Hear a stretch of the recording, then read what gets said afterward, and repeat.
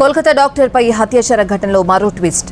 కోల్కతా హత్యాచార ఘటనపై ఎఫ్ఐఆర్ దాఖలు చేయడంలో ఎందుకు ఆలస్యం జరిగిందని బెంగాల్ ప్రభుత్వాన్ని సుప్రీంకోర్టు సూటిగా ప్రశ్నించింది. కోల్కతా జూనియర్ వైద్యురాలిపై హత్యాచార కేసులో ప్రధాన నిందితుడు సహా మరో 6గురికి పాలిగ్రాఫ్ పరీక్ష నిర్వహిస్తున్నారు. కోల్కతా డాక్టర్ కేసులో సిబిఐ దర్యాప్తుల్లో సంజయ్ సంచలన విషయాలు వెల్లడించాడు.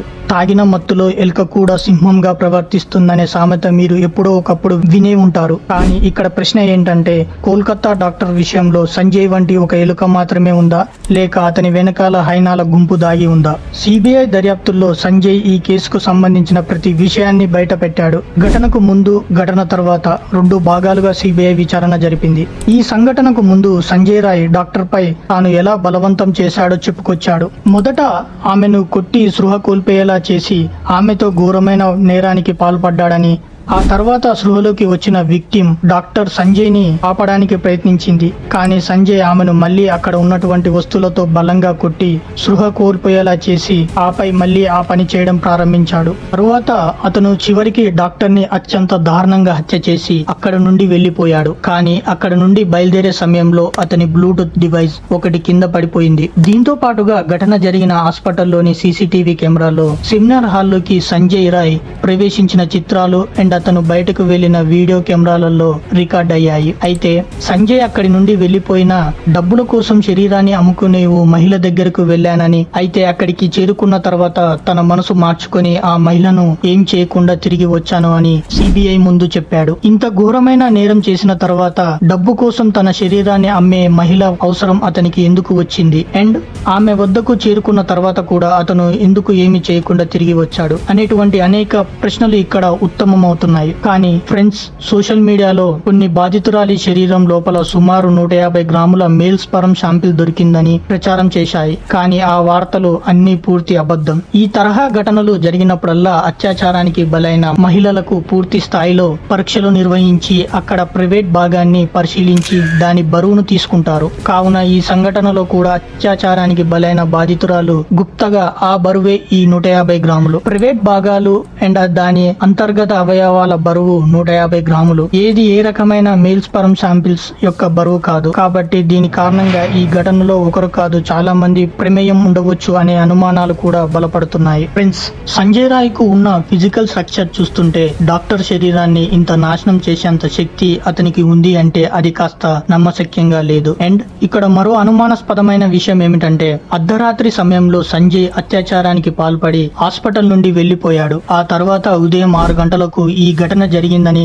ఆసుపత్రి సిబ్బందికి తెలియజేసింది. అయితే హాస్పిటల్ మేనేజ్మెంట్ వాళ్ళు ఈ సంఘటన గురించి పోలీసులకు సమాచారం ఇవ్వకుండా ఆర్జీకర్ మెడికల్ కాలేజ్ ప్రిన్సిపల్ కు ఇన్ఫార్మ్ చేశారు. RG Kar medical college principal Sandip Ghosh కొద్దిసేపటి తర్వాత సంఘటన స్థలానికి వచ్చాడు. అతను మొత్తం పనిని మరింత ఆలస్యం చేసేందుకు ప్రయత్నించాడు. ఉదయం 10:57 డాక్టర్ కుటుంబ సభ్యులకు ఇలాంటి సంఘటన జరిగిందని తెలియజేశారు. అయితే కుటుంబ సభ్యులు అక్కడికి చేరుకున్న తర్వాత బాధితురాలి తల్లిదండ్రులు 3 గంటల పాటు వాళ్ళ కూతుర్ని చూడనివ్వలేదు. కనీసం వాళ్ళ కుమార్తె మృతదేహాన్ని చూసే అవకాశం కూడా వాళ్ళు ఇవ్వలేదు. అసలు ఆ 3 గంటల సమయంలో ఏం జరిగింది? ఆ సమయంలో ఏదైనా ట్యాంపరింగ్ జరిగిందా? సంజయ్ రాయ్ ని తప్పించే ప్రయత్నాలు చేశారా, లేక ఎవరికో బదులుగా సంజయ్ ని ఇరికించారా అనేటువంటి అనేక ప్రశ్నలు ఇక్కడ వస్తున్నాయి. అంతేకాకుండా ఆర్జీకర్ మెడికల్ కాలేజ్ ప్రిన్సిపల్ ఎటువంటి శవపరీక్ష నిర్వహించకుండా, ఎటువంటి ప్రాథమిక దర్యాప్తు చేయకుండా విక్టిమ్ డాక్టర్ కు సైకోసిస్ అనే మానసిక వ్యాధి ఉందని, అందుకే ఆమె ఆత్మహత్య చేసుకుందని తీర్పిచ్చారు. కానీ అతని మాటల్లో ఎటువంటి నిజం లేదు. సందీప్ ఘోష్ పోలీసులను ఆశ్రయించి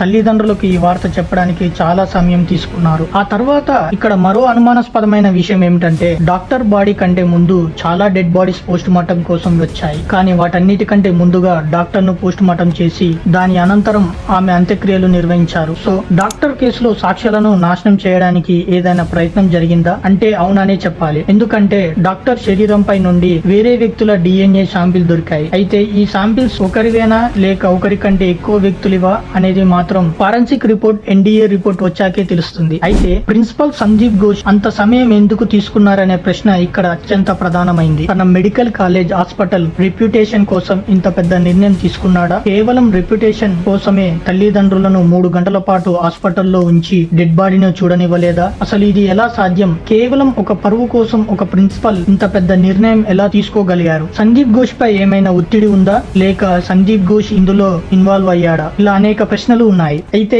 ఈ కథ గురించి తెలిసిన తర్వాత పోలీసులు అతి త్వరగా చర్యలు తీసుకోవాలి, కానీ పోలీసులు కూడా తమ ప్రాసెస్ లో చాలా ఆలస్యం చేశారు. దీంతో పాటుగా డాక్టర్ అంత్యక్రియలు కూడా చాలా తొందరగా హడావిడిగా జరిపేశారు. అయితే ఈ ఘటన గురించి సిబిఐ దర్యాప్తు చేస్తున్నప్పుడు ఇక్కడ ప్రధాన అనుమానితుడు సంజయ్ రాయ్ ని అతని బ్లూటూత్ నేరం జరిగిన ప్రదేశం నుండి కనుగొనబడింది అండ్ అనేక ఫారెన్సిక్ ఆధారాలు కూడా లభించాయి. ఇది జరుగుతున్నప్పుడు సంజయ్ రాయ్ అక్కడ ఉన్నట్లు చూపించే ఆధారాలు కూడా లభించాయి. ఫస్ట్ సిబిఐ అతన్ని విచారించినప్పుడు ఇందులో చాలా విషయాలు ఉన్నాయి. సంజయ్ రాయ్ తానే అన్ని చేశానని ఆయనే స్వయంగా ఒప్పుకున్నాడు. ఫ్రెండ్స్, దేశంలో ఇలాంటి ఘోరాలను నివారించాలి అంటే ఒక కొత్త చట్టాన్ని ప్రవేశపెట్టాలి. అండ్ కేవలం చట్టం తెచ్చినంత మాత్రాన ఏమీ జరగదు. సమాజం తన దృక్పథాన్ని మార్చుకోవాలి. అదే విధంగా ఈ రకమైన సంఘటన జరిగితే అది ప్రభుత్వమైనా ప్రైవేట్ అయినా ఏ సంస్థ అధిపతి అయినా సంఘటనలో తన పాత్ర ఉంటే అతనిపై కఠినమైన చర్యలు తీసుకోవాలి. సమాచారం పోలీసులకు చేరగానే పోలీసులు తొందరగా చర్యలు తీసుకోకపోతే